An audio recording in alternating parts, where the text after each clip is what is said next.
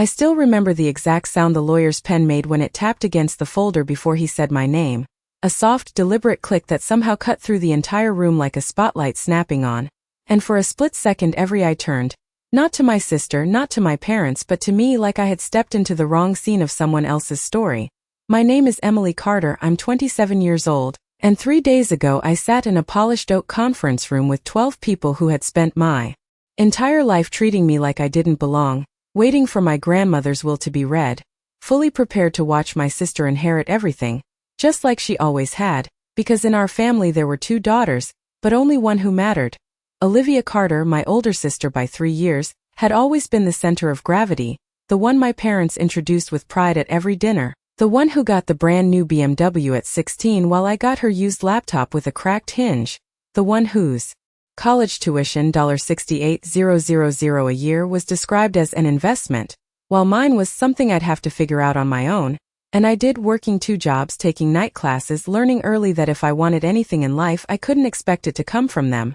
But still, when Grandma Eleanor got sick, something in me hoped, just a little, that things might finally be different, because she was the only person in that entire family who ever looked at me like I was enough. 3 weeks ago I walked into her hospital room at St. Mary's Medical Center and found my parents already there. Not holding her hand, not talking to her, but standing near the window whispering about assets and timelines, while Olivia sat in a chair scrolling through her phone like she was waiting for a delayed flight instead of sitting next to the woman who had practically raised us.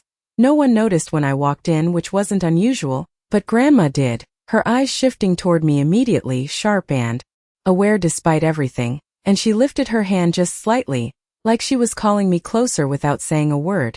I remember sitting beside her, feeling the weight of the room behind me, my parents' voices lowering even more as if I were suddenly a problem to manage, and she squeezed my fingers just enough to make sure I was really there. Later that afternoon, after the others stepped out to take a call, she asked me a question that didn't make sense at the time. "Emily, do you still keep things safe?" And I nodded, not knowing what she meant, but she smiled in a way that felt intentional, like she was placing something I couldn't yet see. That night as I drove home, I tried not to think about the way my father had said, "We'll need to be practical about all this," or the way my mother had added, "Olivia understands these things better," as if I wasn't even part of the conversation, as if the outcome had already been decided without me. And maybe that's why, when I walked into that conference room 3 days later, I didn't expect anything different. I didn't expect fairness, I didn't expect recognition, I certainly didn't expect what happened next, because when Mr. Blake, my grandmother's attorney, adjusted his glasses, opened the folder and said, "We'll begin with Emily Carter," the entire room went silent in a way I had never heard before, and in that moment I realized something was already wrong, but I didn't yet understand just how wrong everything was. For a moment I thought I had misheard him, like maybe my brain had filled in the wrong name because there was no version of reality where I went first, not in this family, not in any room that mattered, and I could feel Olivia's eyes snap toward me from across the table, sharp and confused, the kind of look she used when something did not follow the script she had been living her whole life. My father leaned forward immediately, his hand flattening against the polished surface of the table as if he could physically stop what was about to happen. "I think there has been a mistake," he said, his voice calm but tight, controlled in that way he always used when he was about to correct someone he believed was beneath him, and my mother nodded beside him, already smiling that polite, dismissive smile she reserved for situations she planned to fix quickly, while Olivia let out a small laugh under her breath. Like this was just an awkward delay before things returned to normal. Mr. Blake did not look up right away. He simply adjusted the top page in the folder with precise, unhurried movements, the kind of movements that told you he had done this many times before and nothing in this room could rush him, and then he repeated it, slower this time, clearer, "Emily Carter." And something in the room shifted in a way I could not explain, like the air itself had thickened. I remember swallowing my throat suddenly dry and saying, "I am here." Even though it felt obvious, even though every person in that room had already turned toward me, and for the first time in my life their attention did not feel like an afterthought, it felt like a question no one knew how to answer.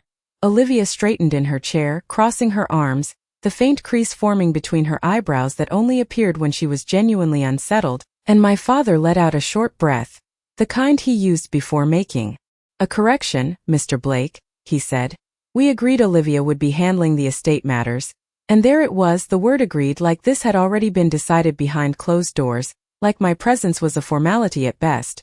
Mr. Blake finally looked up then, his expression neutral but firm, and for a second I saw something I had never seen directed at my father before, not respect, not deference, but a kind of quiet refusal. "I am aware of your expectations, Mr. Carter," he said. "But I am bound to follow your mother's instructions exactly as written." And the way he said it made it clear this was not a conversation, this was a process. My mother shifted beside him, her fingers tightening around the strap of her purse, and she leaned in just enough to lower her voice. "Eleanor was not in her right mind toward the end," she said softly, as if that would explain everything, as if that would undo whatever was about to be read. And I felt something cold settle in my chest because I had heard that line before, not just today but in the hospital, in the hallway, whispered like a justification. Olivia glanced at me again, this time longer, studying me like I might somehow explain this, like I had orchestrated something she had not approved, and I shook my head almost without thinking, a small automatic gesture because I did not understand any of this either. Mr. Blake turned a page, the paper making that same soft, deliberate sound, and he began to read in a voice that was steady and precise, every word landing with weight. "To my granddaughter Emily Carter." And I felt my pulse jump because this was no longer a mistake. This was intentional, this was written, this was something my grandmother had decided while everyone else in this room had been planning around her. And I could feel my father's gaze shift toward me again, heavier this time, no longer dismissive but searching, calculating, like he was trying to figure out what I knew and when I had known it. I thought back to that hospital room, to the way my grandmother had looked at me when she asked if I still kept things safe, to the way her fingers had tightened around mine. And for the first time since walking into that conference room I realized something that made my chest tighten even more. This was not happening by accident, and whatever she had set in motion had started long before any of us sat down at that table. But what I did not realize yet, what none of them realized yet, was just how much she had prepared for this moment. The words seemed to hang in the air longer than they should have, like the room itself needed a second to process them, and I could feel every pair of eyes still locked on me as Mr. Blake continued reading, his voice steady, controlled, almost clinical. "To my granddaughter Emily Carter, who has shown me not only patience but strength in silence, I leave the responsibility of overseeing my estate and ensuring my wishes are carried out as intended." And I felt something shift inside me because this was not just about money, this was about trust, something I had never been given in this family before. My father leaned back slightly, his jaw tightening in a way I recognized immediately, the same expression he wore when something slipped out of his control, and my mother shook her head slowly, almost as if she could will the words back into the paper. "This is not what she told us," she murmured, her voice barely above a whisper but sharp enough to carry across the table, while Olivia let out a small, incredulous laugh, the kind that came out when she was trying to hide how unsettled she really was. "Overseeing the estate," she repeated, her tone light but edged. "That does not even make sense." And for a second I almost agreed with her, because it did not fit the version of my life I had been living. The one where I was always the afterthought, the one who did not need much, the one who was expected to quietly step aside. Mr. Blake did not react to any of them, he simply turned another page and continued, "This includes, but is not limited to, all financial accounts, properties and personal assets, as well as the authority to make final decisions regarding their distribution." And this time there was no mistaking the reaction. My father sat forward again, his composure cracking just enough to reveal something underneath, something closer to urgency. "That is not standard," he said, his voice firmer now. "There must be a provision naming Olivia as primary beneficiary," and the way he said her name made it sound like a correction that needed to be applied immediately. My mother nodded quickly, adding, "Eleanor would never exclude her," and Olivia's posture straightened even more, her confidence flickering back as if she was waiting for the next line to restore the balance she had always known. I stayed quiet, my hands resting in my lap, because speaking felt impossible in that moment, not just because I did not understand what was happening, but because a part of me was afraid that if I said anything, the entire thing might unravel and snap back to the way it had always been. Mr. Blake paused then, not because he was unsure, but because he was deliberate, and he looked directly at my father before saying, "There is more." And something about those 3 words made the room feel smaller, tighter, like we were all being pulled into something none of us could stop. He adjusted the document again and continued, In the event that any party attempts to challenge or alter these instructions outside the authority granted to Emily Carter, their share of the estate will be reduced to a fixed sum of $1. And this time the silence that followed was not confusion, it was shock, complete and undeniable, because this was not just a decision, this was a safeguard, something designed to prevent exactly what my parents were already trying to do. Olivia's expression changed first, the confidence draining out of it so quickly it almost looked like fear. And my father's mouth opened slightly before closing again as if he had started to argue but realized there was no angle left to take, while my mother's grip on her purse tightened so much her knuckles turned pale. I felt my heartbeat pick up, not from excitement, but from the realization that this was far bigger than I had thought, that my grandmother had not just written a will, she had anticipated resistance, she had planned for it, and she had built something that could not be easily undone. And as I sat there, trying to steady my breathing, one memory kept pushing its way to the surface, the way she had looked at me in that hospital room, the way she had asked that quiet question about keeping things safe, and for the first time I understood that she had not been asking about objects at all, she had been asking if I could carry something much heavier, something that was now sitting in front of me in the form of a legal document that had just turned my entire family upside down, but what I still did not understand was why me, and what else she had hidden that had not been revealed yet. No one spoke for at least 5 full seconds after that, and in that silence I could hear the faint hum of the air conditioning above us, the soft ticking of a clock on the wall, small ordinary sounds that suddenly felt too loud in a room where everything had just shifted, and I realized something else in that moment, something I had never experienced before. No one was looking past me anymore, no one was dismissing me, they were all waiting for what I would do next. My father was the first to move, his posture straightening as he adjusted the cuff of his shirt, a familiar gesture he used to regain control. "This is excessive," he said finally, his tone measured but firm. "There is no reason for such restrictions unless someone influenced her." And the way he said it made the implication clear without saying it directly, his eyes flicking toward me just long enough to plant the idea in the room. My mother leaned in immediately, her voice softer, almost sympathetic, but there was something sharp underneath it. "Emily, sweetheart, you know your grandmother was confused toward the end," she said. "She might have misunderstood things and we can fix this together." And that word together landed differently now, heavier, because for the first time I could see it for what it really was, not inclusion but control. Olivia let out a quiet breath, shaking her head as if she was trying to reset the situation back to something she recognized. "This is not a big deal," she said, her tone light but strained. "We will just clarify everything and move forward." And she gave me a quick smile that did not reach her eyes, the same kind she used at family dinners when she wanted to smooth over something uncomfortable without actually addressing it. I stayed still, my hands resting against the edge of the chair, because something inside me had gone very quiet, not confused, not panicked, just still, and I could feel every word they were saying sliding into place like pieces of a pattern I had seen my entire life but never fully understood until now. Mr. Blake closed the folder halfway, not ending the reading, but pausing it, and looked directly at me. "Not my father, not my sister, but me, Miss Carter," he said. "Your grandmother also left specific instructions for you to review privately before we proceed further." And he reached into his briefcase, pulling out a smaller envelope, cream-colored, sealed, my name written across the front in handwriting I recognized immediately. My chest tightened when I saw it because I had seen that handwriting just weeks ago, in the hospital room, in the way she had traced my name with slow, deliberate strokes on a piece of scrap paper when she could not find her glasses. And suddenly I remembered something else, something I had pushed aside at the time because it did not make sense, the way she had asked the nurse to leave the room for a moment, the way she had leaned closer to me and said, "There are things they will not understand," and I had nodded without asking what she meant because I did not want to upset her, because I thought there would be more time. My father noticed the envelope immediately, his expression tightening again. "What is that?"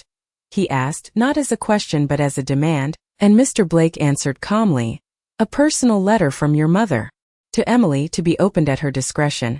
And I could feel the shift again, the tension rising in a different way now, not just about money or authority, but about something unknown, something none of them had access to.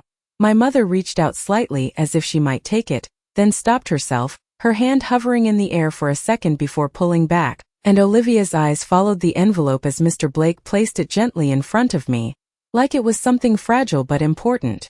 I hesitated just for a moment because opening it felt like crossing a line I could not uncross, like whatever was inside would change not just what happened in this room, but how I understood everything that came before it, and I realized that for the first time in my life, I was the one holding something they did not control, something they could not predict or take away.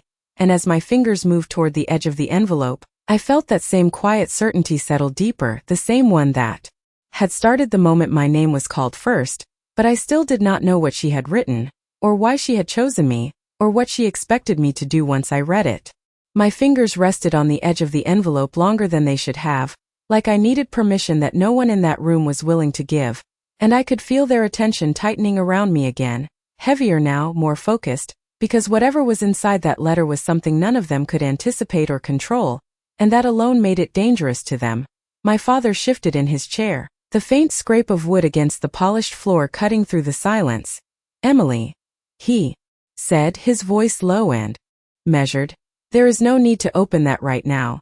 And it was not a suggestion, it was the same tone he used when I was a child and he wanted something to stop immediately, the same tone that had always worked before, but this time it landed differently, like it no longer had the same authority it once did. My mother leaned forward slightly, her expression softening into something that almost looked like concern. "Sweetheart, we should go through everything together," she added. "That is what your grandmother would have wanted." And for a brief second, a very brief second, I felt that old instinct to agree, to hand it over, to let them take control and explain it to me the way they always had.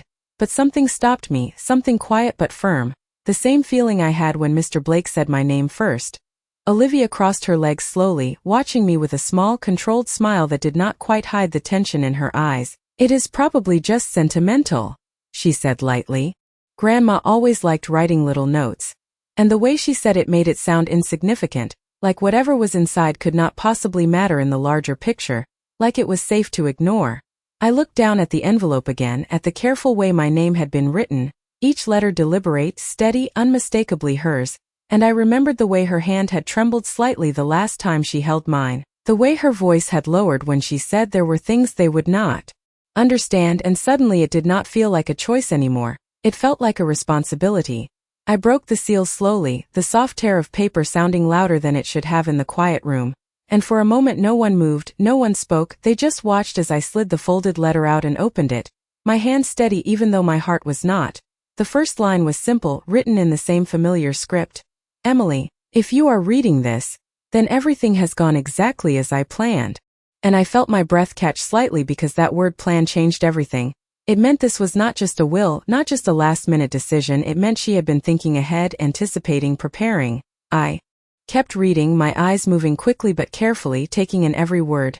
"You have spent your entire life being overlooked, not because you lacked value, but because others lacked the ability to see it." And something tightened in my chest because no one had ever said that to me before. Not like this, not so clearly, not without hesitation. Across the table I could feel their eyes still on me, searching for a reaction, for some sign of what the letter contained. But I did not look up, I kept reading. I have watched how this family operates, how decisions are made before they are spoken, how value is assigned based on convenience rather than truth. And the accuracy of it made my hand still for a second because she had seen it, she had always seen it. My father shifted again, more noticeably this time. "What does it say?" he asked, unable to keep the impatience out of his voice now, and I could feel the difference. The shift from control to uncertainty, something I had never witnessed from him before. I continued reading, my focus narrowing onto the page.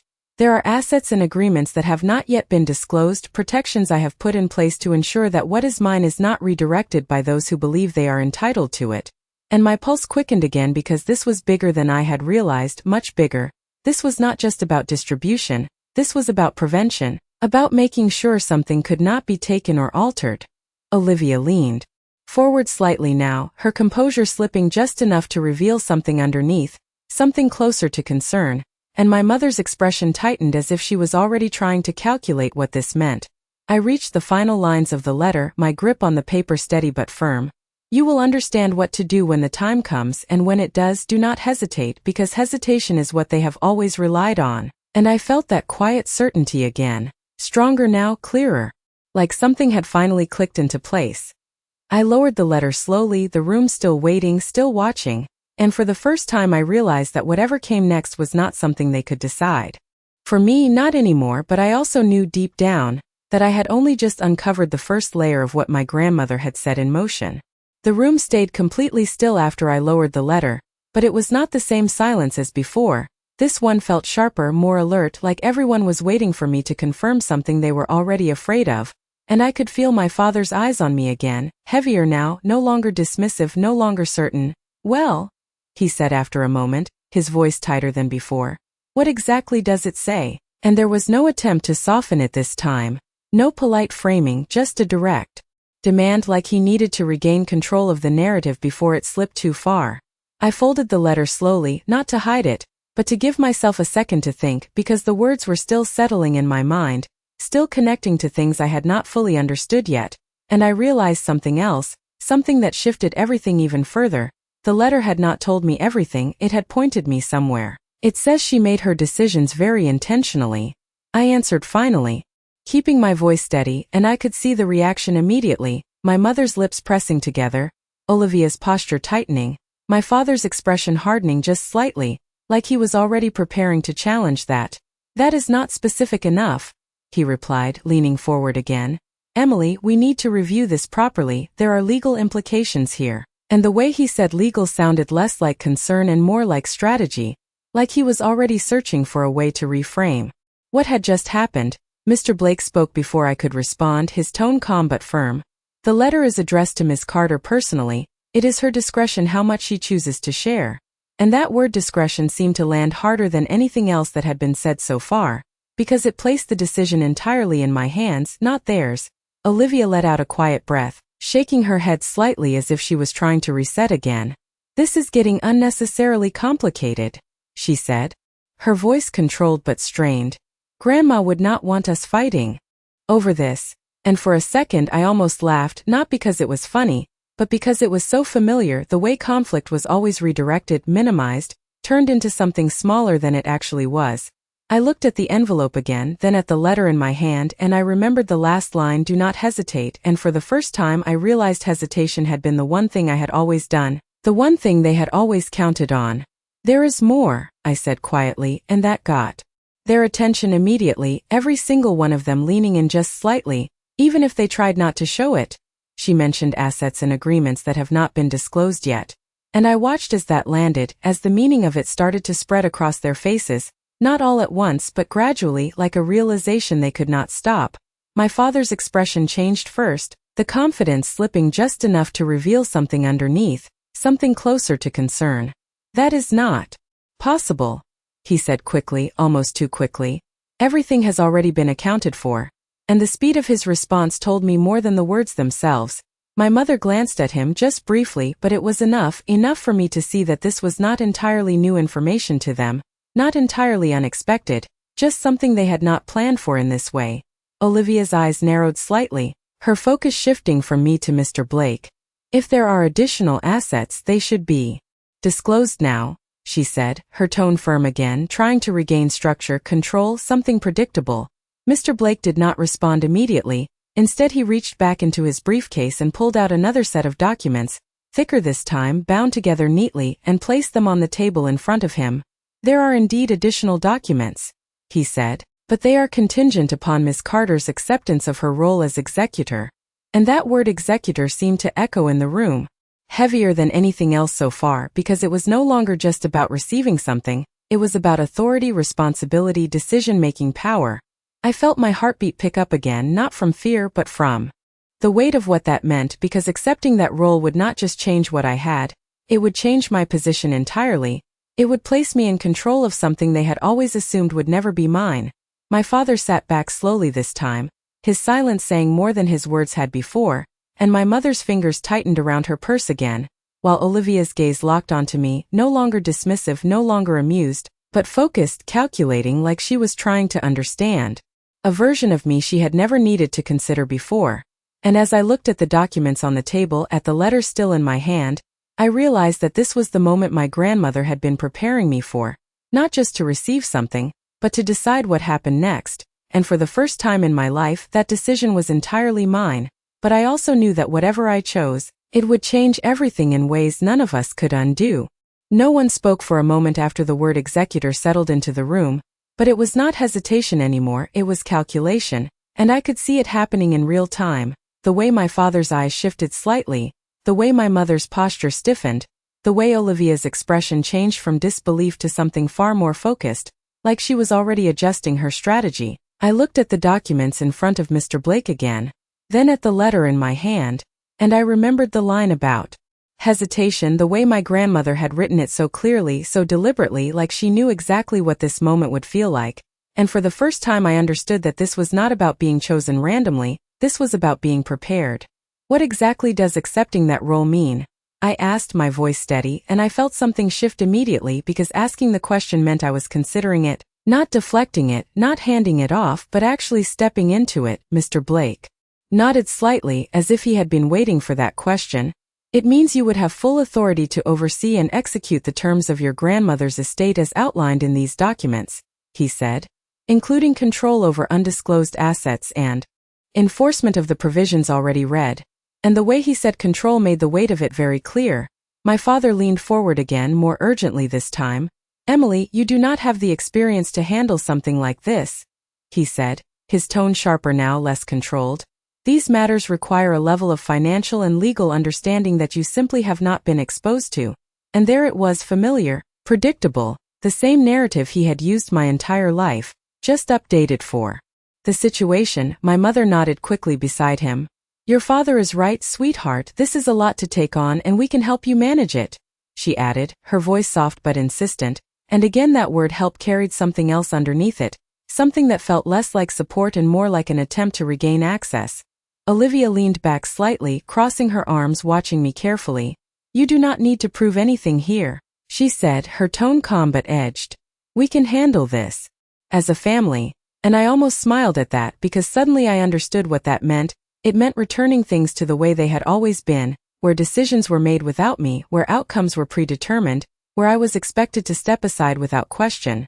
I glanced down at the letter again, at the lines I had already read, at the ones that had not left my mind since, and I felt that quiet certainty return, stronger now, more defined, like something inside me had finally aligned with something outside of me. I do not think she intended for that, I said, my voice still even but firmer than before. And I could see the reaction immediately, my father's jaw tightening again, my mother's expression faltering just slightly, Olivia's eyes narrowing as she studied me more closely. Mr. Blake remained still, observing, not intervening but ready, and I realized that was part of this too. He was not here to guide me. He was here to execute what had already been decided, and the rest was up to me. I took a breath, not to steady myself but to commit, because that was what this felt like, not a decision I was making in the moment, but one I had been moving toward without realizing it for years. I accept the role, I said, and the words felt heavier than anything I had said before, not because they were difficult to speak, but because of everything they carried with them. The reaction was immediate. My father straightened sharply, his composure breaking just enough to show something closer to frustration. Emily, this is not a wise decision, he said, his voice tight. You are stepping into something you do not fully understand. And my mother added quickly, we can revisit this after reviewing everything together. But there was a shift now, a clear one. Their words no longer sounded like direction, they sounded like attempts. Olivia did not speak right away, she just watched me, her expression controlled but no longer confident, like she was recalculating something that no longer followed the rules she had always relied on. Mr. Blake nodded once, acknowledging my decision, and placed the thicker set of documents directly in front of me. Then we proceed under your authority, he said, and that sentence changed the structure of the entire room, because it made something official that none of them could undo with words alone. I looked down at the documents, then back up at the faces around the table, and for the first time I saw them differently, not as people I needed approval from, not as voices that defined my position, but as individuals reacting to a situation they no longer controlled. And as that realization settled in, I understood something else. This was only the beginning, because whatever my grandmother had set in motion, whatever she had hidden within these documents, had not been fully revealed yet, and now I was the one responsible for uncovering it. The weight of the documents felt heavier than paper as I pulled them closer, the edges perfectly aligned, the pages thick and official in a way that made it clear this was not something prepared last minute. This had been structured carefully, deliberately, over time. and I could feel their eyes still on me as I opened the first section, aware that every second I took only increased the tension in the room. Mr. Blake remained silent now, no longer guiding, simply observing while my father shifted again, unable to hide his impatience this time. "Emily, at the very least you should allow us to review those with you," he said, his voice controlled but strained, and I did not look up because I already knew what that meant. It meant taking control back piece by piece. The first page was titled clearly, bold lettering across the top, Supplemental Trust Agreement, and my eyes moved quickly down the paragraphs, scanning, processing, connecting, and almost immediately I saw it, a separate structure, distinct from the primary estate, something that had not been mentioned before, something intentionally withheld. My pulse picked up slightly as I continued reading, numbers appearing in the margins, figures that were not small, not symbolic, but substantial, far beyond what had already been discussed, and I heard my mother's breath catch quietly across the table, like she had seen something in my expression even though I had not reacted outwardly. Olivia leaned forward slightly now, unable to maintain the distance she had been trying to project. "What is it?" she asked, her voice sharper than before, and I could hear the difference, the shift from confidence to urgency. I turned another page, slower this time, more deliberate, because the structure was becoming clearer, properties listed under separate ownership, accounts held under layered agreements, everything organized in a way that made it extremely difficult to trace unless you knew exactly where to look, unless you had been given access. And suddenly the line from the letter echoed again in my mind, assets and agreements that have not been disclosed. "There is a secondary trust," I said finally, lifting my eyes just enough to meet theirs, and the reaction was immediate, my father's expression tightening sharply, my mother's posture going rigid, Olivia's eyes widening just slightly before narrowing again, recalculating. "That is not possible," my father said again. But this time it sounded less certain, less absolute, because he knew now that something had been structured outside of his oversight, something he had not accounted for. Mr. Blake spoke then, calmly, precisely. "The supplemental trust was established under separate counsel and was not subject to prior family review." And the phrasing was careful, but the meaning was clear. This had been done intentionally outside of their influence. I looked back down at the page, continuing to read, and then I saw the clause that changed everything again. Primary beneficiary and controlling authority, Emily Carter. And for a second the words did not fully register. Not because they were unclear, but because of what they implied, not just oversight, not just responsibility, but ownership, direct and explicit. Olivia's chair shifted slightly against the floor as she leaned forward further now, no longer pretending this was minor. "Let me see that," she said, her hand moving slightly toward the documents, and I did not pull them away quickly. I simply placed my hand flat on top of the page, a small, steady movement that stopped her without force, without urgency, but with clarity. My father's voice cut in, immediately, sharper now. "Emily, this needs to be reviewed by all parties involved." And there was no attempt to soften it anymore, no pretense of suggestion, just direct pressure.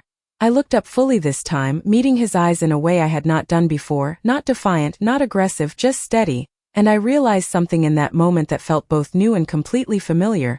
I did not need to argue. I did not need to justify, because the structure had already been set.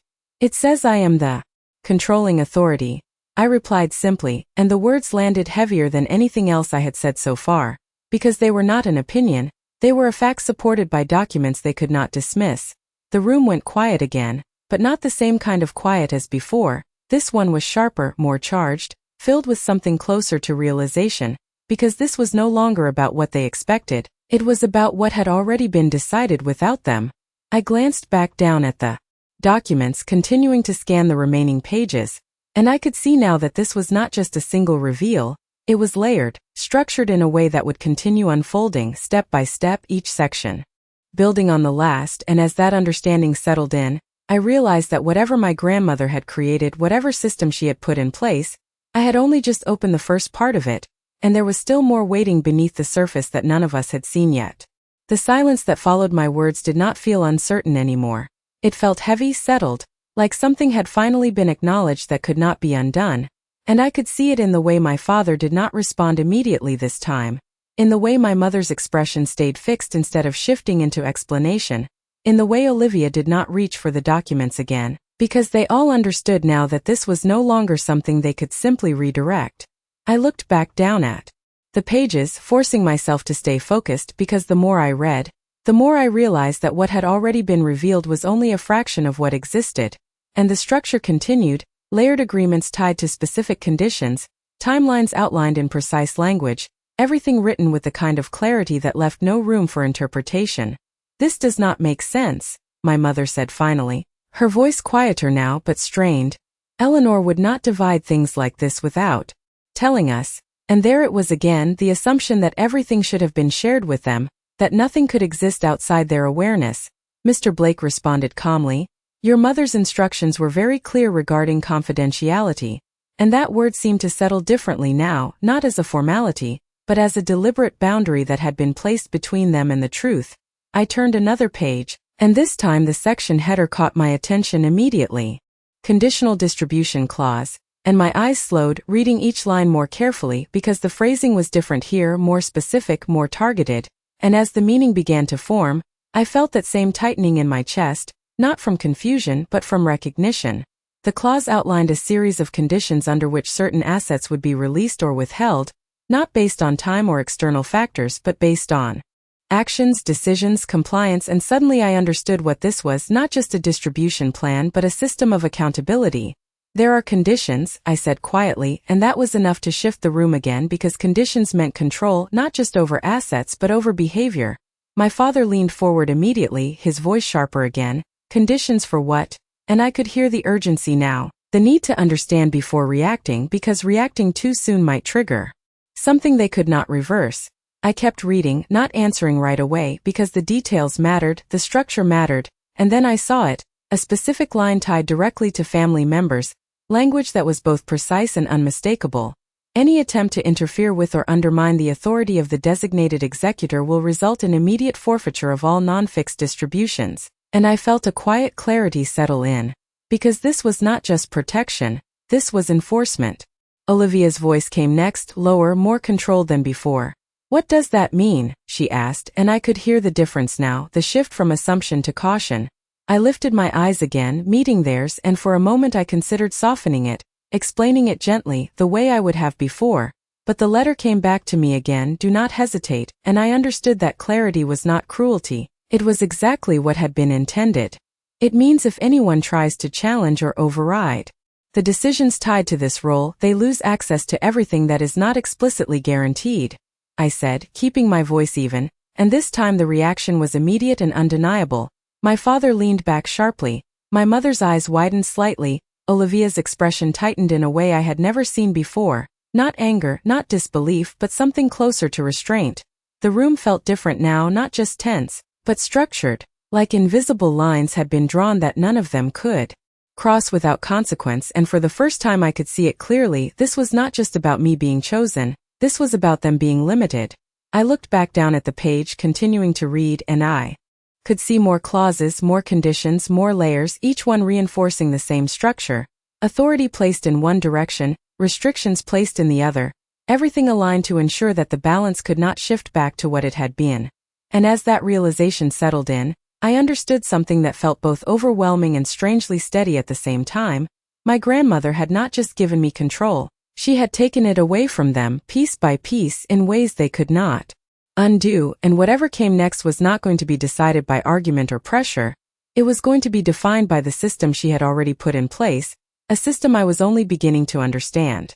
The room did not return to normal after that because there was no normal left to return to, and I could feel it in the way no one interrupted immediately this time, no one rushed to correct or redirect, because the structure had already done that for them. The rules were no longer spoken, they were written, and they were not in their favor. I kept reading slower now, not because I needed more time to understand, but because every line mattered, every detail connected to something larger, and the deeper I went into the document, the more I could see the pattern, not just protection, not just distribution, but intention layered over years.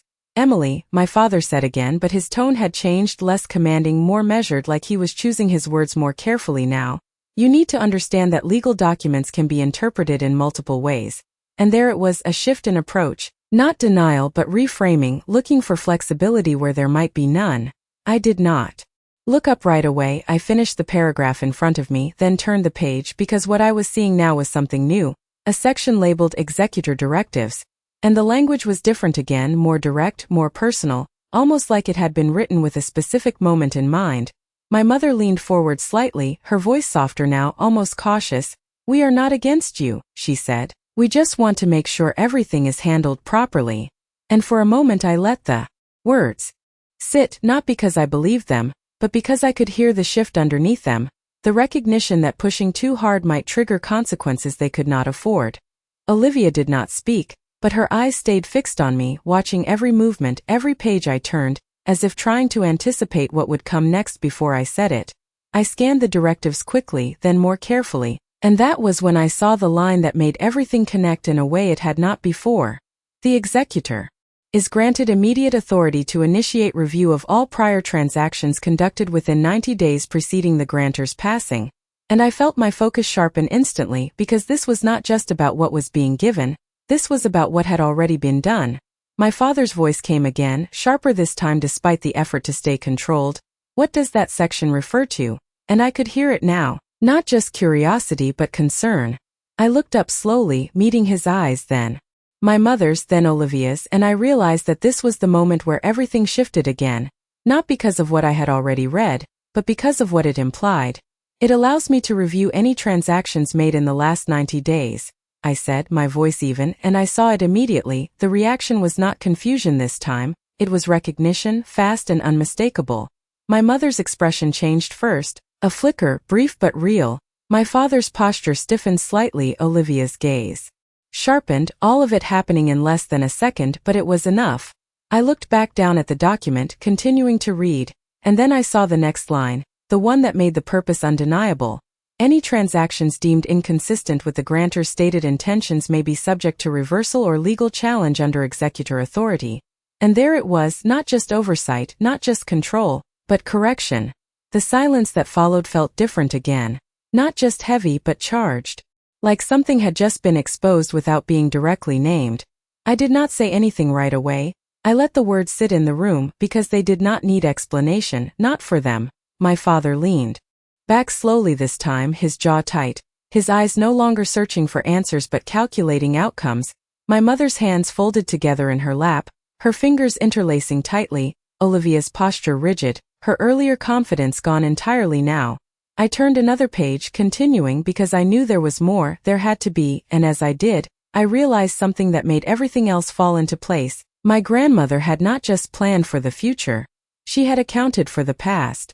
Specifically the recent past, and that meant she had expected something to happen, something specific enough to require this level of detail. I closed the document halfway, not to stop but to pause, and for the first time I felt a different kind of clarity, not just about what had been written but about why it had been written this way, because whatever had happened in those 90 days before she passed was not random, it was important, and more than that, it was something she had already prepared me to uncover. But what I still did not know, what none of them had said, was exactly what had been done, and why they were suddenly so quiet now that it could no longer stay hidden. The silence stretched longer this time, but it was no longer empty, it was filled with something unspoken. Something all of them clearly understood but were not ready to say out loud, and I could feel it pressing against the edges of the room as I slowly lowered the document back onto the table, not closing it completely, just enough to mark the place where everything had shifted. I looked at them one by one, not rushing, not forcing anything, because for the first time I did not need to. The pressure was already there, already working in ways I had never seen before. "What transactions?" I asked finally, my voice calm but direct. And the question landed differently than anything else I had said so far, because it did not come from uncertainty, it came from awareness. My father did not answer immediately, which told me more than if he had, his eyes shifting briefly toward my mother before returning to me, and that small movement, that almost invisible glance, confirmed what I had already begun to suspect. "There were routine adjustments," he said after a moment, his tone controlled but carefully neutral. "Nothing outside standard financial management," and the phrasing was precise, almost rehearsed, like he had already decided how this would be framed if it ever came up. My mother nodded quickly beside him, her voice softer but just as measured. "Your grandmother wanted things simplified toward the end," she added. "It was easier for everyone." And again the language felt clean, polished, but something underneath it did not sit right anymore. Olivia stayed quiet at first, her gaze fixed on the table rather than on me, which was new. She had always been the one to step in, to smooth things over or redirect attention. but now she seemed to be calculating, choosing silence instead of risking the wrong response. I reached forward again, sliding the document slightly closer, my fingers resting lightly against the edge, and I turned back to the page, scanning the clause. Again, slower this time, making sure I understood exactly what it allowed, exactly what it required, and then I saw the final part one had missed before, a reference section, listing specific accounts and properties tied directly to the 90-day review period. My pulse picked up again, not from surprise but from confirmation, because the structure was too precise to be general. This was targeted, intentional. "These are not general clauses," I said quietly, my eyes still on the page. "They reference specific accounts." And that was when the tension broke just slightly, not outwardly, not in words but in posture, in breath, in the way my mother's shoulders stiffened and my father's hand tightened against the armrest of his chair. "Emily," my father said again, this time more firmly, "you are reading too much into this." But the difference now was clear, the certainty was gone, replaced by something closer to urgency. I lifted my eyes again, meeting his, and I did not argue. I did not raise my voice. I simply asked the next question. What accounts were adjusted in the last 90 days? And the room went completely still again, but this time it was different. This time it was not about confusion or surprise, it was about exposure. Olivia's gaze snapped up immediately, her eyes moving between my parents and me, and I could see it now, the moment she realized there was something she had not been told either, something that had happened without her full awareness. My mother opened her mouth slightly, then closed it again, her expression tightening as if she was trying to find the right way to respond, while my father leaned back slowly, his posture rigid, his silence heavier than any answer. Mr. Blake did not interrupt, did not step in, he simply watched, because this part was no longer about documents, it was about truth and whether it would be acknowledged. I let the silence sit, not rushing to fill it, because I understood now that this was part of it. This was what my grandmother had prepared for, not just the authority to act, but the moment where the truth would surface without needing to be forced. And as I looked at them, waiting, I realized something that made everything clearer than it had ever been before. Whatever had happened in those 90 days was not just a financial decision. It was something they had chosen to keep from me, something they had assumed I would never have the ability to question. But now that assumption was gone, and the only thing left was whether they would admit it before I uncovered it myself. No one answered me, not right away, and that silence told me more than any explanation could have, because if there had been nothing to hide, there would have been a response, immediate, confident, dismissive, but instead there was hesitation, and hesitation in this room had always meant something else. My father exhaled slowly, his gaze shifting away from mine for just a second before returning. "Emily, you are approaching this the wrong way," he said, his voice controlled again but tighter than before. "These decisions were made with your grandmother's best interests in mind," and the phrasing was careful, almost rehearsed, but now I could hear what it was trying to cover. My mother leaned forward slightly, her hands clasped together. She was overwhelmed near the end, she added softly. There were things she did not fully understand anymore, and we stepped in to help. And the word help landed heavier than anything else she had said, because it did not sound like support anymore, it sounded like justification. Olivia finally spoke then, her voice quieter, more cautious than before. "What exactly are you implying?" she asked, and for the first time there was no confidence behind it, no assumption that the answer would go in her favor. I did not respond immediately. I turned the page again instead, scanning the reference section more carefully now, and then I saw it clearly, account numbers partially listed, property identifiers, transaction dates, all within that 90-day window, and one date stood out, just 3 weeks before my grandmother was admitted to the hospital. My fingers paused on the page, not from hesitation but from recognition, because I remembered that week. I remembered being there, sitting beside her, holding her hand while she asked me about things that felt simple at the time, things that did not seem connected to anything larger. "There was a transfer," I said quietly, my eyes still on the document, 3 weeks before she was admitted. And the reaction was immediate. My mother's breath caught, my father's posture stiffened again, Olivia's gaze snapped toward him this time instead of me. "That was a routine adjustment," my father replied quickly, too quickly, his tone firm but edged. "A reallocation for tax efficiency." And the explanation sounded clean, professional, but it did not match the structure I was reading. I looked up then, meeting his eyes, and for the first time I did not feel the need to soften what I was about to say. "It moved a significant portion of her assets out of the primary estate," I said, my voice steady, and the words landed exactly where they needed to. My mother's expression tightened immediately, her composure slipping just enough to reveal something underneath, something closer to concern, while Olivia leaned back slightly, her eyes narrowing as she processed what that meant, not just for me but for her. Mr. Blake remained silent, but his attention sharpened, because this was no longer just a reading, it was a discovery. That was necessary, my father insisted, his voice rising just slightly now. It was done legally with proper documentation, and I did not doubt that, not the legality, not the paperwork, because that was not what this was about anymore. I looked back down at the document, at the clause tied directly to this kind of action, and I understood exactly why my grandmother had included it, not to prevent something vague, but to address something specific.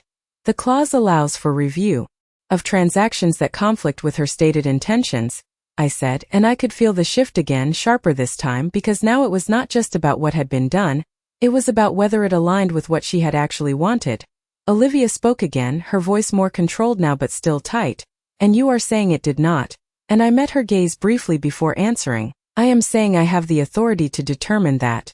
And that was the difference, not accusation, not assumption, but control. The room fell silent again, but this time it was final, not waiting for explanation, not expecting resolution, just absorbing what had already changed, because whatever had been done in those 90 days was no longer protected by silence or assumption. It was now subject to review, to decision, to action, and for the first time I understood exactly what my grandmother had meant when she said there were things they would not understand, because she had not just left me assets, she had left me the ability to uncover the truth behind them, and whether they admitted it or not, that truth was already starting to surface. The room did not recover after that, not really, because there are moments when something shifts so completely that even silence feels different, heavier, more permanent, and I could see it in the way no one tried to interrupt me again, no one reached for the documents, no one attempted to redirect the conversation, because whatever control they had been holding on to had already slipped. I let the silence sit for a few seconds longer, not to make a point, but because I understood now that this was part of the process, not forcing anything, just allowing what was already there to become visible. Then I reached forward and closed the document carefully, aligning the edges the same way they had been when Mr. Blake first placed them in front of me, and that small, deliberate movement seemed to draw all of their attention back to me again. I am going to initiate a full review of all transactions within the 90-day period, I said, my voice calm and steady, and the words did not feel heavy anymore. They felt clear, like they had already been decided before I spoke them. My father leaned forward immediately, his composure breaking in a way I had never seen before. That is not necessary, he said, his tone sharper now, less controlled. Everything was handled appropriately. But even as he said it, there was something underneath it, something closer to urgency than certainty. My mother shook her head slightly, her voice softer but more strained. Emily, please, this is not how your grandmother would have wanted things handled, she said, and for a moment I almost responded, almost explained, but I stopped myself because I understood now that this was not about interpretation anymore, it was about structure. Olivia stayed silent, but her gaze had not left me, and there was something different in it now, not dismissive, not superior, but focused, almost cautious, like she was finally seeing me as someone she needed to account for rather than overlook. Mr. Blake nodded once, a small professional acknowledgement. I will begin coordinating with the appropriate institutions, he said, and just like that, it became official, not an idea, not a discussion, but an action that would move forward whether they agreed or not. My father leaned back slowly, his jaw tight, his eyes fixed on the table rather than on me now, and my mother's hands remained clasped in her lap, her fingers still, as if she had run out of ways to adjust the situation. I picked up the letter again, just for a second, feeling the texture of the paper under my fingers, and I thought about the way my grandmother had written those words, the way she had planned this moment so precisely, not just to give me something but to place me in a position where I could finally see everything clearly. I looked around the room one last time, at the people who had spent my entire life deciding what I did or did not deserve, and for the first time I did not feel small in their presence. I did not feel the need to justify or explain, because the system in front of me had already done that. We will proceed according to the terms outlined, I said, and the words felt final, not because I was forcing them, but because there was nothing left to negotiate. No one argued after that, not immediately, and that was the part that stayed with me the most, not the shock, not the tension, but the absence of resistance, because they understood what I understood now. This was not something that could be undone with words or pressure. It had been built too carefully, too deliberately. As I stood up from the table, gathering the documents and the letter together, I realized that this was not the end of anything. It was the beginning of something I had never been allowed to step into before, a position where I was not reacting to decisions but making them. And as I walked out of that room with Mr. Blake already speaking quietly into his phone behind me, I understood something with complete clarity. My grandmother had not just changed the outcome, she had changed the structure entirely, and for the first time in my life I was no longer the one being left out of the story. I was the one deciding how it unfolded next.